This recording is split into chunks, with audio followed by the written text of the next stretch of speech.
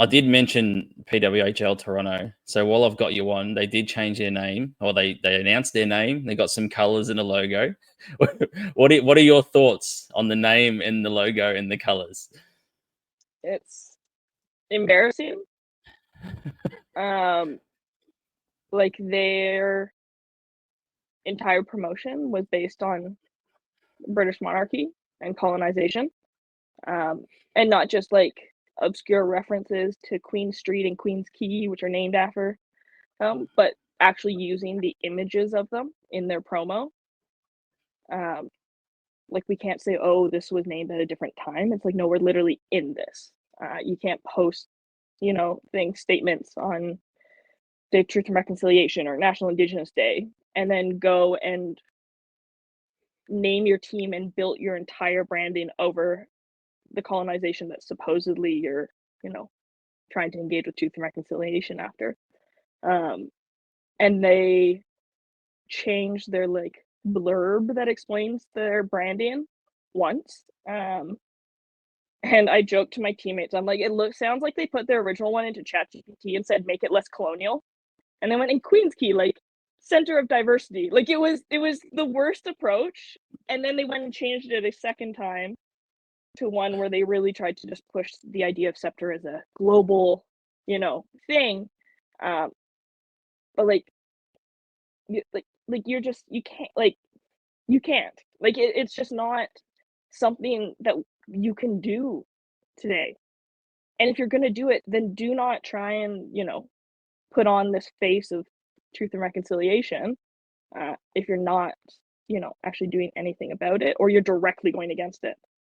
Like that's the other thing, is it's not like, oh, this name could have been like, oh, it's kind of tied. It's like they directly, with imagery and explanation, said this is why we named it this team, is based on colonization. So it's not like, oh, that name, it's kind of similar. Like their entire branding was built on it. And then they just shifted the language of their branding to be like, no, it's not, whilst never addressing it. So like, it's just like, it's the worst name. It's embarrassing. And so there's the struggle of wanting to support the players, wanting to support the league in concept, not the league in terms of the people making these decisions. But then being stuck with, okay, how do we, it's the same with, Minnesota having Brita Curl. How do we support the need for this league? How do we support the other players in this league while also holding them accountable? That's kind of the hard part about it. So I have a teammate this year on my WHCT team who is making shirts that, like rescind the scepter and things to try and be able to challenge this while still supporting the need for a pro women's league.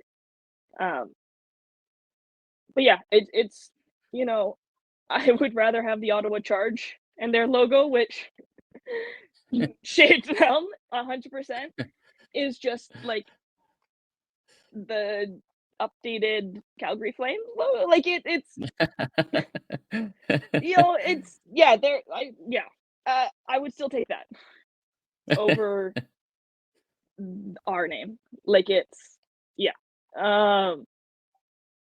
so that's been hard because we were really excited, prepared to spend money and buy another jersey and do like, so I was like, I guess I saved money because I don't have to buy things. Like silver lining for me. I was like, it's so hard. But yeah, no, I think like the one word, if or anything, is just embarrassing.